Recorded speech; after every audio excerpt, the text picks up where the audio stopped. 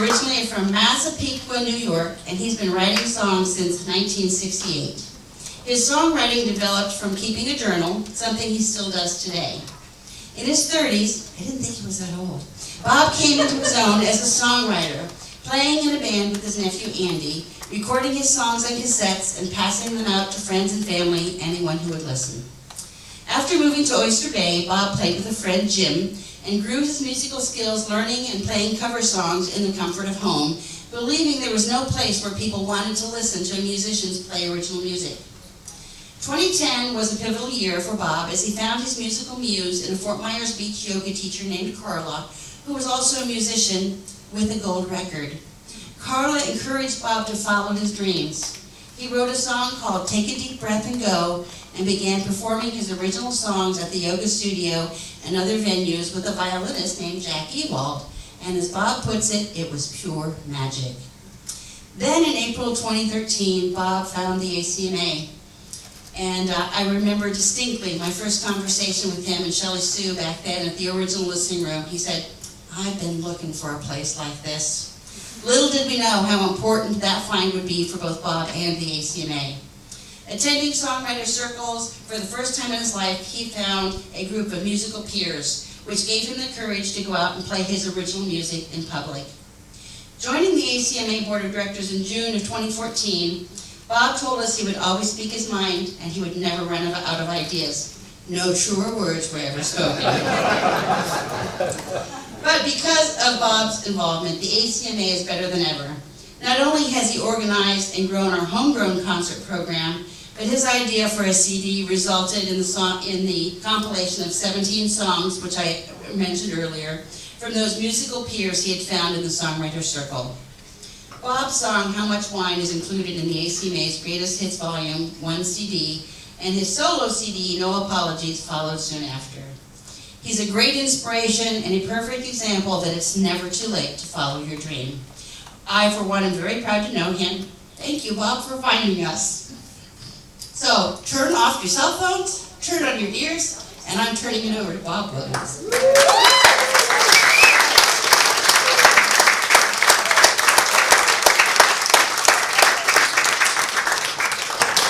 Howdy. A couple special things to say first. Part of this is playing the songs. These are all original songs, and telling a couple of stories and a couple of the funny things. But a couple shout outs to a couple of people. Two people that are very helpful to everything we do at the ACMA. Bob and Joyce are over here. This is their 61st wedding anniversary.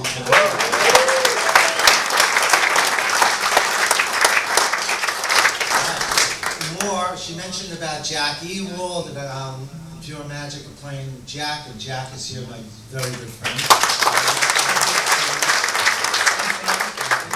A couple other things, my very good, closest friend I've had in years, I love him, Joe is here tonight. Joe's not feeling well, he may have to leave early, so it's not like he doesn't like my music, but he's over here. Love you, Joe, and thank you so much for coming. She mentioned Jim Messino, she didn't say Messino, but Jim is here, he's around there in the back, and he's the guy that worked very hard with me, changed me from being El Cabano. I always thought I played great if I broke strings, and he taught me not to break strings. So that's good. My son Asher is here from New York. Big news for all you people that are parents and aunts and uncles. I picked up Asher at the airport on the way here, and he announced, and I said, how things are going, and he goes, you know that big job that I went on the interview for? Well, I got it this morning, so that's great. Other than my wife, who's my other biggest fan in the world, is my brother Michael, who surprised me, came in tonight. Get him out of the way, just so people know. Eve, the turtle mother, is here. Where's Eve? There she goes. We all know Eve from Turtle Time. Shelley and I work with her. Let's get time ready for turtle time, right? We got the email. All right. Also, we have Mike McGinnon. Nick Mellon, I'm sorry. He's an ACM member, Jackson ACM, and Gary Kaufman over there on bass. The exciting thing is, I played with everybody a little bit here and there. We actually had one full rehearsal, okay? So, that's what it is. And first song I'm going to do tonight is not originally the song I wanted to do. I normally like to do a fast, quick song and get it out of the way. This song's a little different. This song was inspired. As songwriters, we're allowed to, we don't steal each other's ideas, but if someone says something and it's not in the song, then we can steal that. And my very good friend David back here, who has a CD out, who's also playing tonight at Old Souls Cafe, if you want to do something later. Where are you, David? One of my favorite singer-songwriters in the world, is right here. David gets up, and we were all playing some big thing, a couple hundred people there, and David gets up and says, I wish I could write a love song like all the other guys do, but all I would do was write this crap. And then he sings this brilliant song about dating site where he finds his ex-wife, and before she had the mustache pictures. He's the funniest guy ever. So Jack, he said that, and I was able to go home, write the song and send it. So, and then I guess we're fixing something.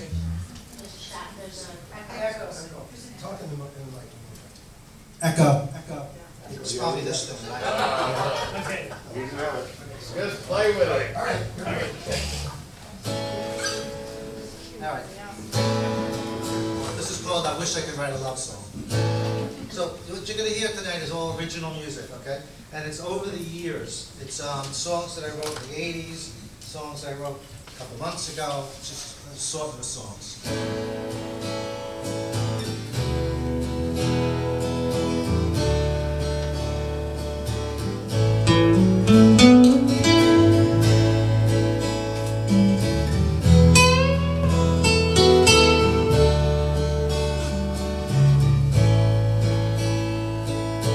Wish I could write a love song like all the other guys do. Some sweet and nice we could all sing along to. Wish I could write a song, slow dancing rain down the sun. It's always some other guy gets a job done. And all I write is the same old tune. You leaving me, me leaving you. We just go round and around and around, guessing on who's leaving who.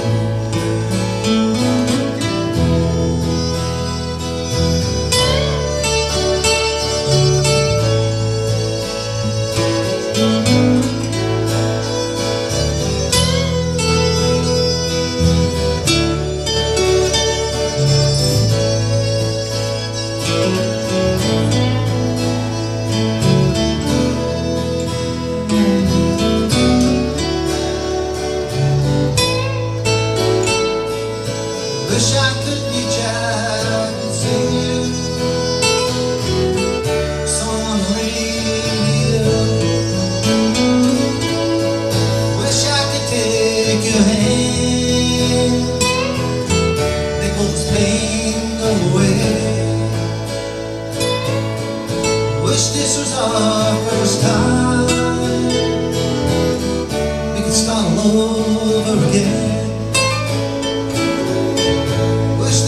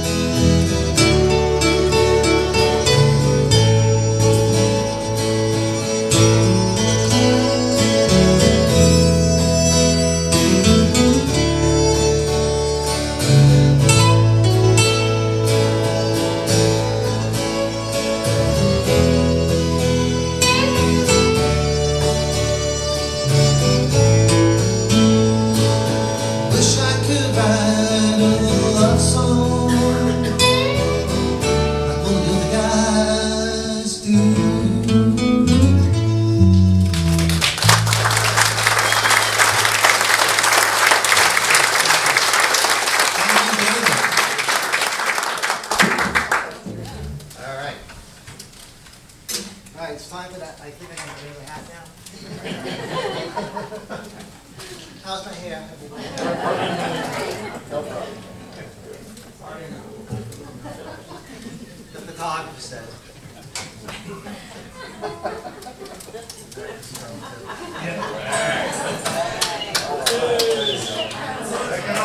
Take it off! I think I heard no. This was a song that I wrote last year, and this is a different tuning. So it's my first song where it's a different tuning. And I was pretty excited to write the song. And I drove Shelley nuts for days. And I can't even tell you what I was doing. Making all kinds of noises, right, Shelley? Until one day I ended up with this. And I really didn't know what the song was about. I had to come up with words. And I think it's about leaving home for the first time.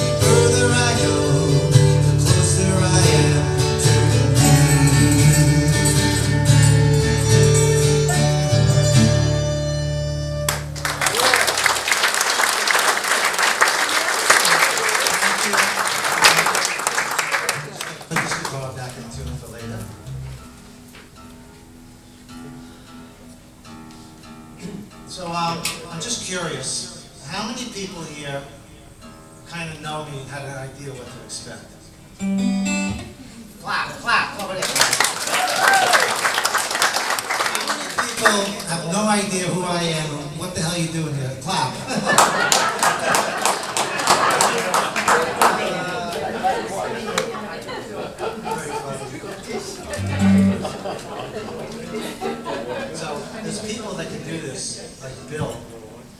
heads out there without even looking. Just get this back. Put this guitar down. I'm gonna check the other guitar. Okay, here we go.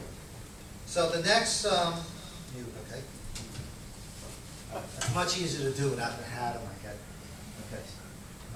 The next song, actually, I'm gonna wait for the mic. If we had, we can't have enough guitars. I can only have one woman, so I just have lots of guitars.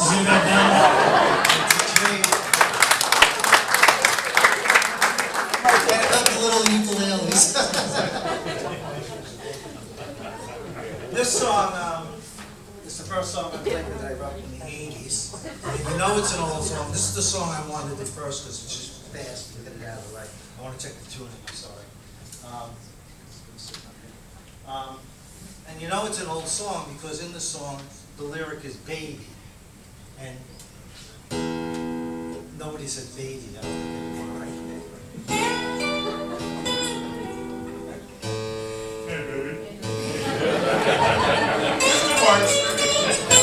Gary never said a word during rehearsal. And the other thing I have to let you know, this is kind of funny. We only had one rehearsal, okay? We got together separately. We only had. I'm sorry. You have to do this. These guitars go out too. Just sit here. Almost. Yeah, that went way out. Okay. All right. So this song is kind of. My son is here. He's 35 years old. I think I wrote the song when I was 36.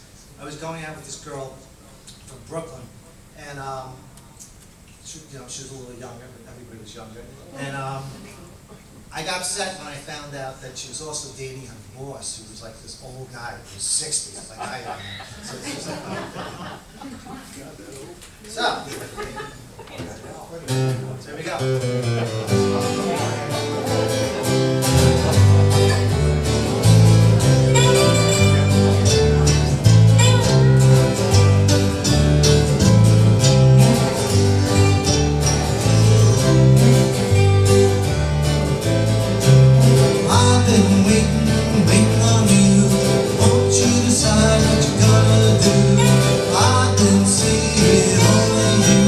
Still don't know where I am.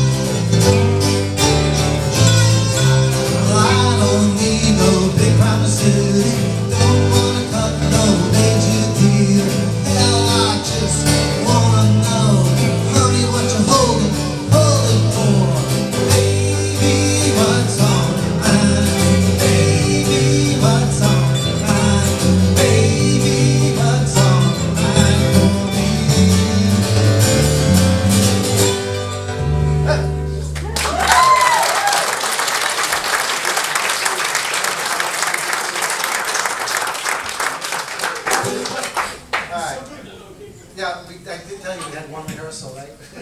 When you have one rehearsal, what you do is you follow the guy starting, then you have long instrumentals and solos, and then you have sloppy endings, okay? So, sloppy endings. the sloppy ending. So this song, this is I have two CDs, and we're going to talk about the CDs. One CD, we're going to tell you about where the money for that CD is going. Someone's going to explain that. The other one is the ACMA CD, and this was my song that I put on there. I was playing at a party overlooking Big Carlos Pass, and I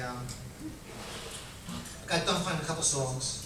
My friend Jim, he was there, and I walked down. I was just walking, and I saw this good-looking girl, and whenever you get done playing, you always feel like your Beatles kind of off that solo show. So, I walk over, I see this cute girl, I start talking to her, and she's ignoring me. She's absolutely not connecting. And I don't know how it could be, because I just played a song to her. So then I just said to her, she was drinking a lot. I said, how much do you need to drink to like me? And just then, I was being sarcastic. Jim walked by and goes, Bob, that's a song. I went home and wrote a song.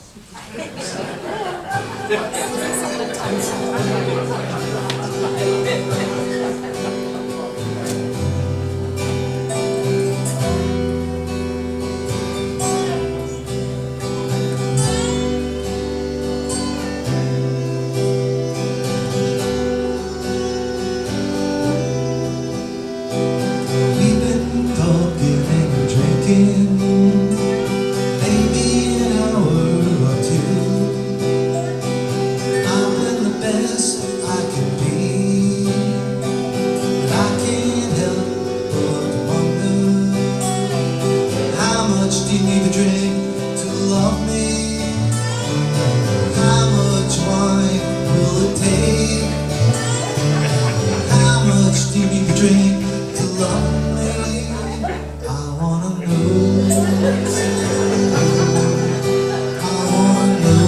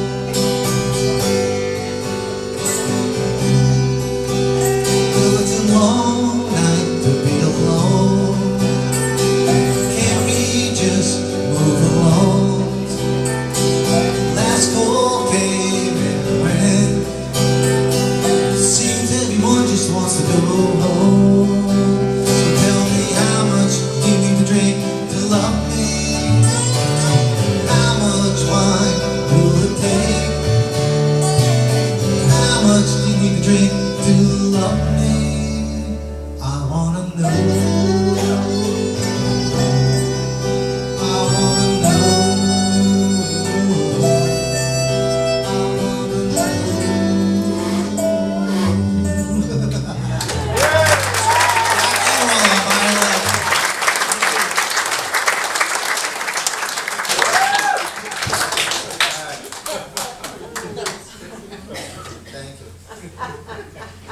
The girl I wrote that for RSVP, but we didn't think she was coming. She's still drinking. For free. Someone's buying her a drink. I'm trying to decide. All right, wrote the song in 1996. Like I said, this is a selection of songs. This was actually, Shelley was with me when I wrote the song. We went to hear a band that we knew and liked. I was just in this crowded bar, and I was just thinking about another time when I was with somebody else, when they're with somebody and it's all over, and you used to be close, and you're not close, and you're in this crowded room with your 1,000 people, and it's called Who Cares?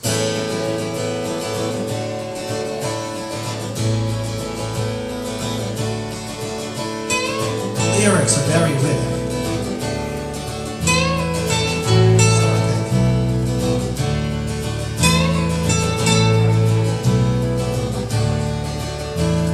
Sitting here, it's warm, but I'm freezing.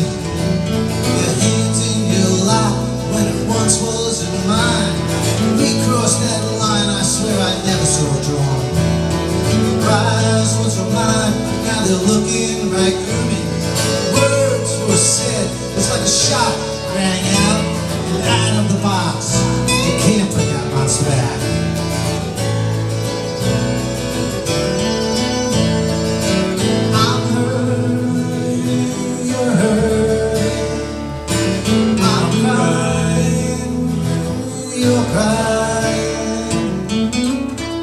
Who cares? Who cares?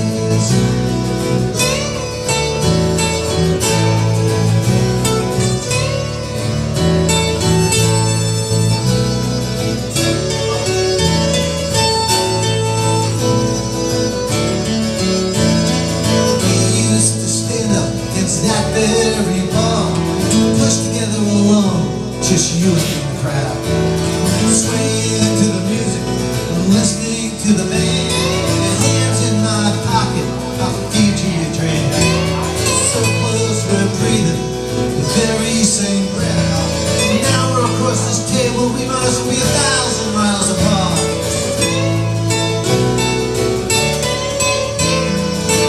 I'm hurt, you're hurt.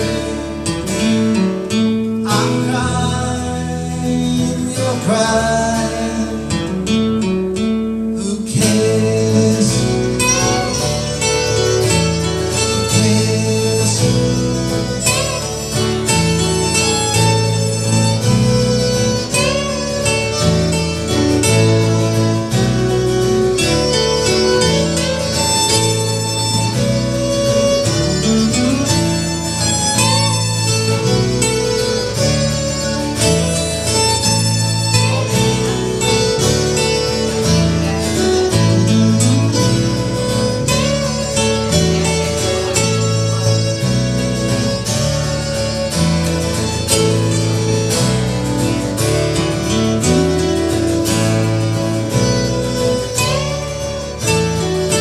We had a place, hopeful, never mentioned, where we tore down the walls, then we kicked down the doors. Shared secrets and dreams, hopes and white lies. Now we're just standing here and it's all gone by. Too scared to stay, too scarred to leave. Sitting here freezing, staring into space.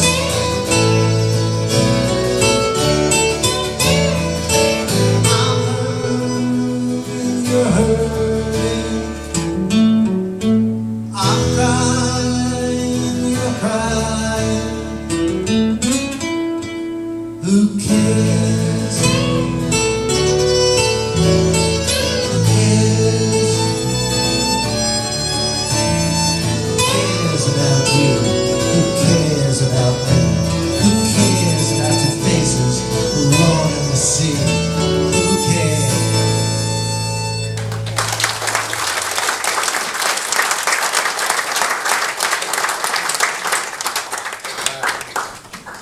Now we're going to do the tricky song. Alright, so I have the date on here. September 25th, we actually had a cool day here in Florida. Yeah, we did. And, I know that. And this song is called Weather's Changing. And what it's about is a little fantasy song about, so you're this guy, you're in Florida, it's getting cold, and you're this musician girl, you know, like in Manhattan, New York. And you're like, you know, you got nothing to lose, you just take a shot. You know, it's getting cold in Florida, it must be getting cold in New York. Why don't you come down, you know, give it a shot, whatever. You know, this year the guy would have won without a doubt. But this song is a little different because I play a little bit of stuff in it, and there's lots of opportunity to screw it up.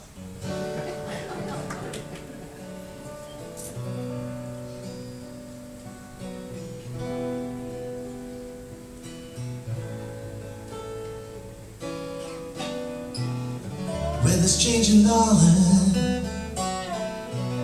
I think a change could be for good. It's cold up here in Florida. New York must be getting cold. You can come and spend a few days, maybe longer if you want. Just give me the word, girl, and I'll clean up this place. Nice downtown on the river, live music's everywhere. Find a place to sing a song, you fit in right down there. Weather's changing, darling. I think a change could be for good. It's going up here in Florida.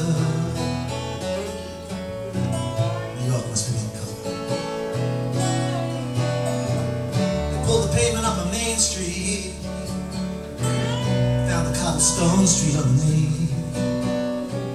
You never know what you find when you look beneath. Take another look at what we had, what we didn't need to leave behind. Go for a little test drive, girl. Take another fork in the road. Why don't you think it over? Maybe when it gets a little colder, you'll warm up the heading down here. When it gets colder, yeah, just a little.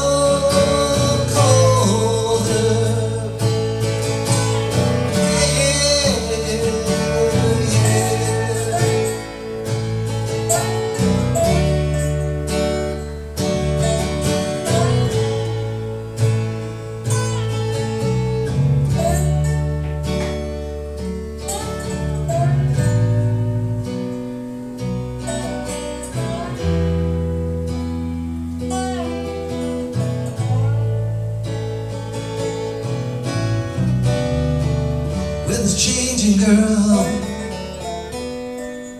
I think a change could be for good. Then I ended the song.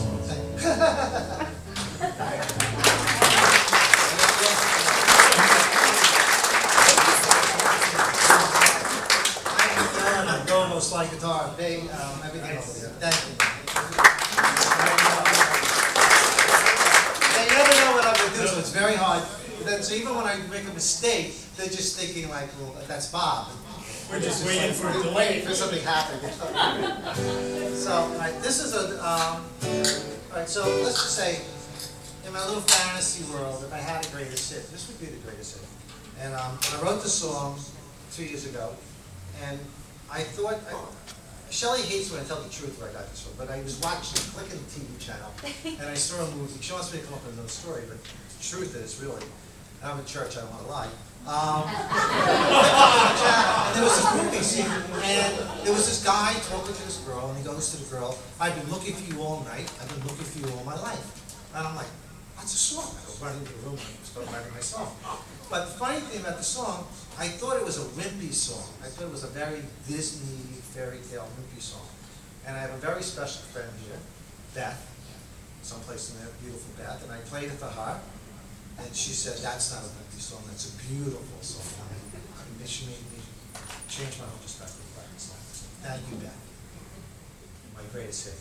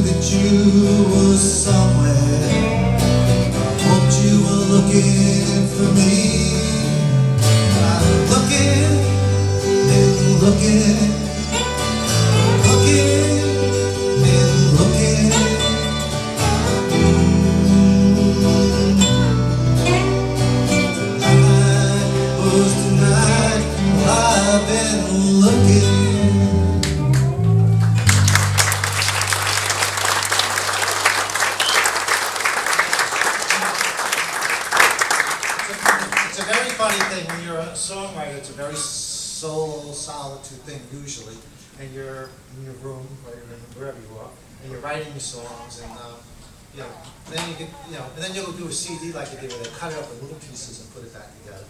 So then, the next thing that happens, you're sitting up on the stage with these wonderful musicians, and they take your little song and they just go. So thank you guys, it's just amazing. So.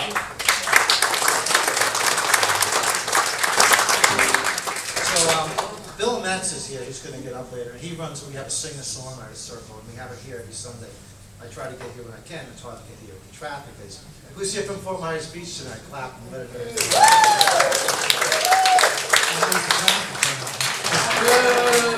be an easy drive home. You know, it would have been easier though, you could have all gone to Naples, the Ritz. What's her name, Shelley? Who's there tonight? Susie Orman. Susan Orman's doing this thing for $250. You would have learned how to do something. All right.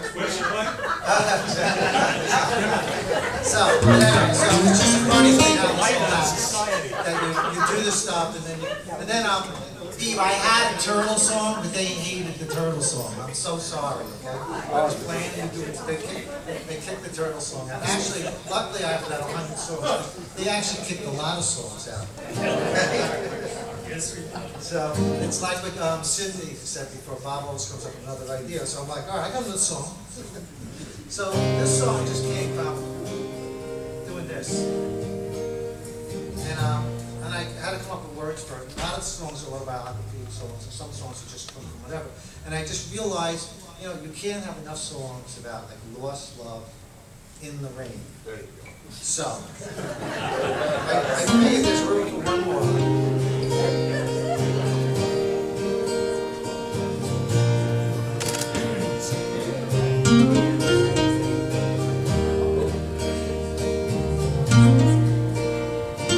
Sitting here in the grass, and the rain feels so soft.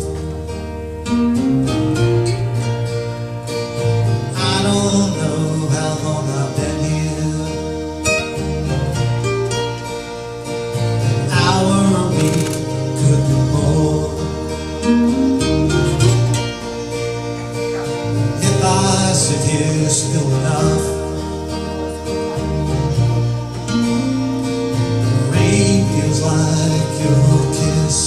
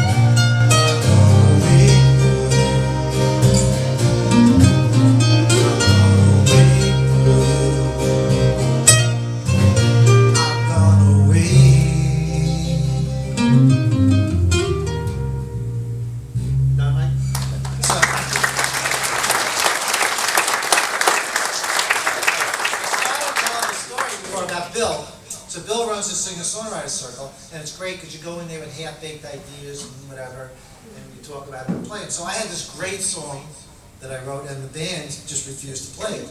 So I go to the Bill's songwriter circle, and I go, the guys don't want to play the song. What do you think? And I start playing the song. And they like, there's like 6 guys there, and I go, you got 5 different songs there. You can't, that's not one song. You can, no, they're right. You know? All right, so, Bill, next time I get there, I've reworked that song for the 15th time. All right. So, we're all about Americana music, and it's very hard to explain what Americana music is, other than it's very inclusive. So the next song is a song, and this is going to really explain the difference between Americana music and country music. I had this thought, and you guess what happens, you get a thought, and you build around the thought, and it was, if I could just drink you away. Thought, drink you away. And I wrote the whole song, if I could just drink you away, wrote the whole song. And then I really didn't want a country song, because I'm an Americana guy. So I just changed it to, if I could just wish you away. One line, and now it's an Americana song. So that's the difference in a country song and an Americana song. Oh, yeah. Drinking and wishing you away? Yeah. We drink a little less.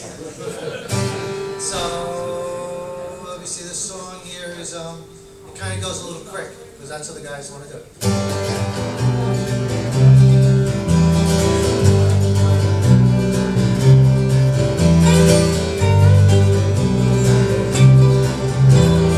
I'm trying not to help the bomb, let me know.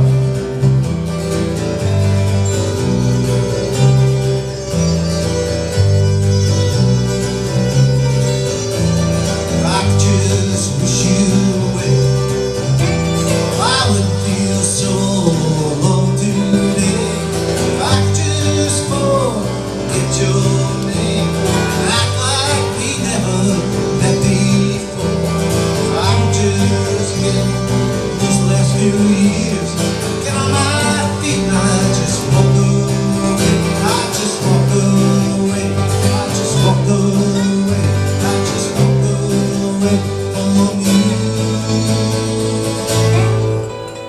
What's up, Mike?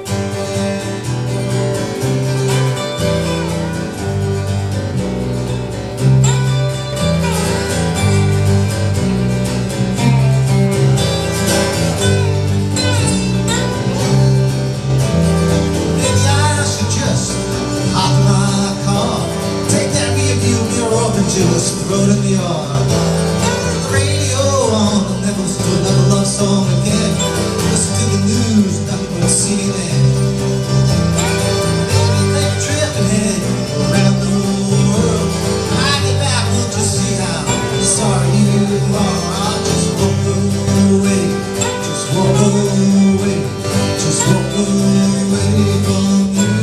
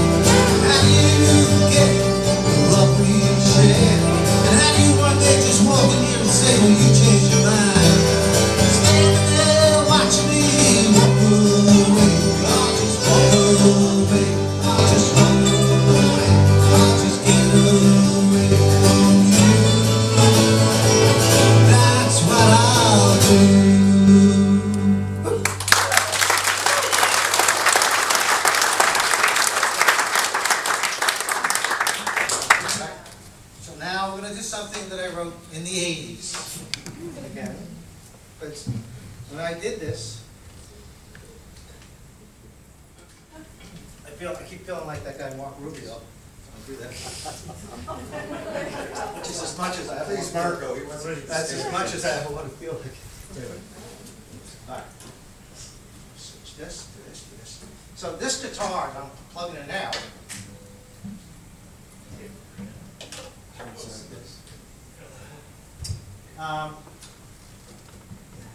Asher, you were about 6, and I ordered this guitar. I went to pick it up, and there was a parade going on, and I couldn't take my guitar. I had to sit there and watch a whole. I hate fire trucks. All the fire trucks go by. So see, I was a good father. But your house has never been on fire. Yeah. Well, there was a parade. I'll tell you, these guys, other than saying they don't like this song or that song, they really never said anything. So this is, well, to be honest, this is not an Americana song. You could pull an Americana song because I'm playing it, but it'd be a lot. Because it has a little bit of this. But we don't want to be loud. Not loud, okay. So this is a, I was listening probably to a lot of Stray Cats when I wrote this song. And everything in this song is true other than the bathtub. Okay? And then I'm trying to remember what tempo it's either too fast or too slow, so it's just going to hope for the best.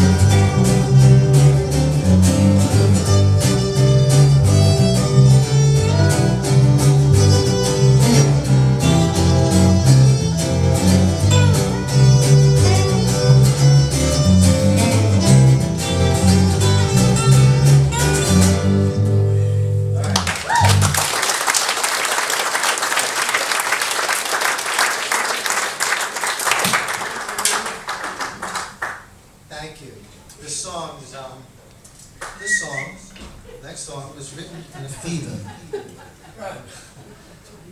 In 19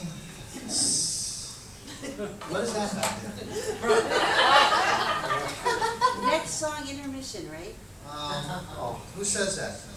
The Actually, clock. well, we have one more song and then we do intermission. Yeah, very good. Okay. I'm finished there, Steve. They got, I can't, what happens is they do the solos and they sound so good I don't want to stop it. So, all right, so quick, we'll go quick. So this song here, 1973, I had a brand new Plymouth Duster, my first brand new car. And I'm in the car, and I'm going to a show with some girl I know. I'm 20 years old, she's like 18, 19, she's playing. And we come out, we sit in my car during intermission, and I show her the car. And that was it. I don't remember what else happened. Nothing happened. So, about 10 years ago. It was a duster. It had mad wheels. So about 10 years ago, I have a fever. I have an absolute fever. I'm sick. I'm hallucinating. And the whole time I'm hallucinating, I'm just thinking over and over again, I should have kissed her. I should have kissed her. I should have kissed her. What would have happened if I would have kissed her? And I wrote this song while I was hallucinating.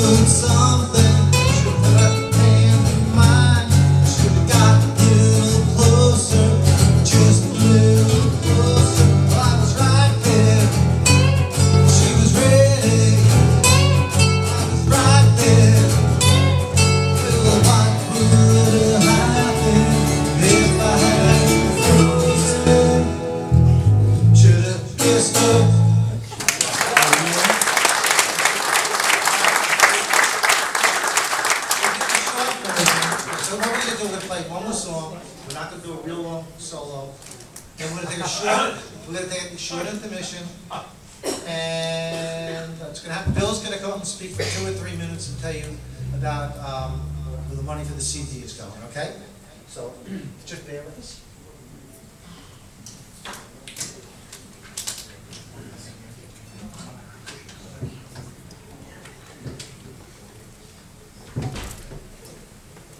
Okay. Now I really can't. I really can't stop them when they're really doing solos. I have no control. You can turn the machine off. Okay. Too many buttons. Turn mine off? Nothing. Turn off the PA, we're good. Well, this thing's got to come on. Right, I wrote this song, 1994. We had a houseful company. Shelley sent me to the deli, like there always be delis in New York. You could always get something else because you have a houseful company. And as I was going to the deli, I saw this beautiful girl. It wasn't on the phone, like not a cell phone, but a phone with a wire. And she was swirling, talking like this. And she just struck me as just this beautiful girl. And I was thinking, well, you'll hear what I was thinking in a second. And I had this idea for the song. And I go home, and like I have 40 people at my house, you know, and I have to wait for everybody to leave to go work on my song. It's called Fades Away. Get this right, get this right, get the voice. She had long blonde hair and a golden tan. Well, you know the time. She was talking on the phone, laughing, kind of swirling around. life. It was slow motion, and the traffic and the noise just kind of faded away. And everything else will just fade away. I said everything else will just fade away, fade away.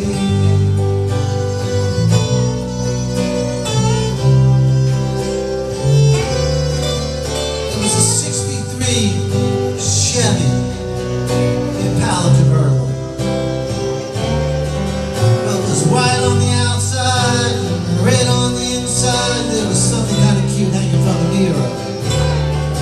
It was parked, standing still, but it was speeding along with me behind the wheel.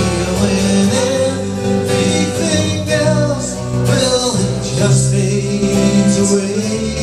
I said everything else, well, just fades away, fades away.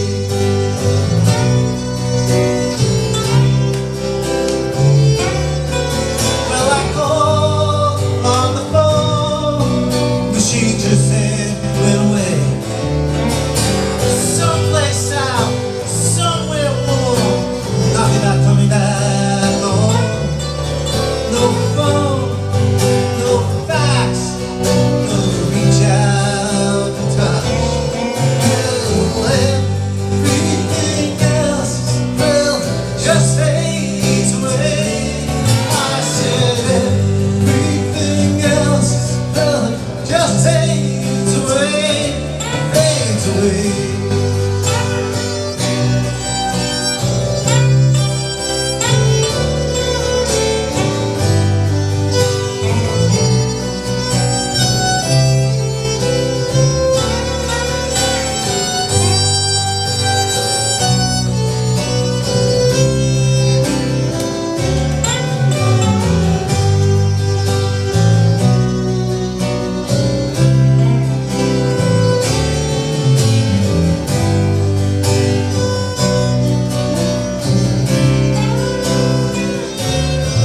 I was drinking, I was thinking, I was sitting all alone,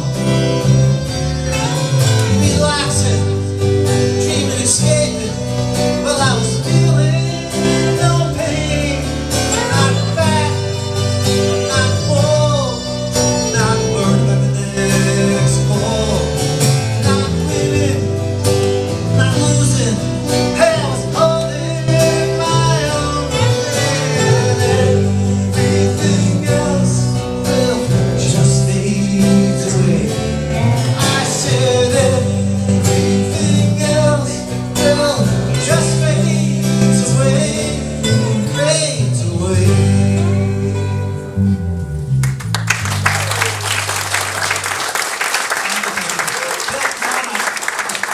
I'm just going to speak for a couple minutes. Everything, all the proceeds from my CD are going to a program that Bill here runs. Bill's one of the nicest guys and one of the best musicians you could have here.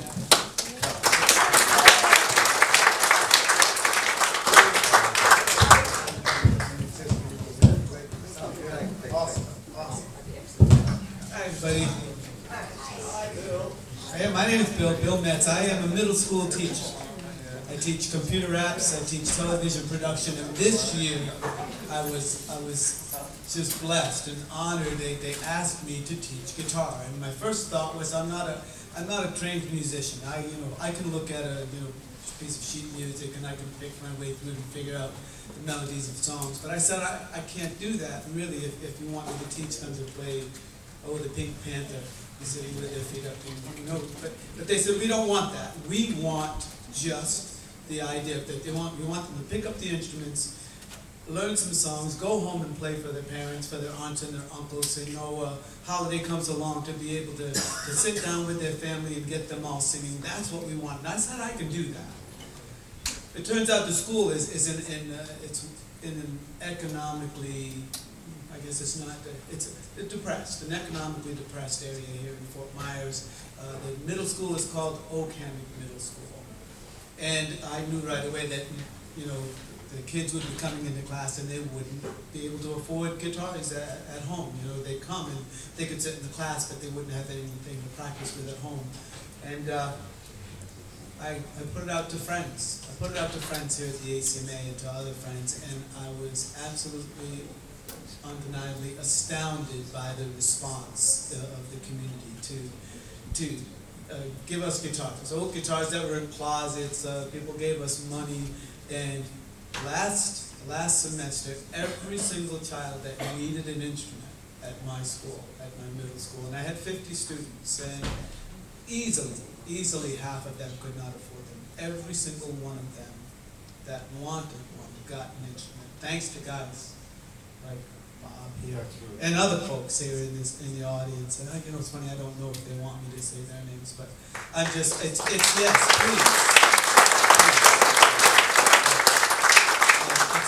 It's just wonderful. I got a new group of 50 kids, and you know, we've been able to manage to get some. We're still working on it. We're still working on getting, and I will be doing it again next year. So I cannot thank you enough. I'm the lucky one.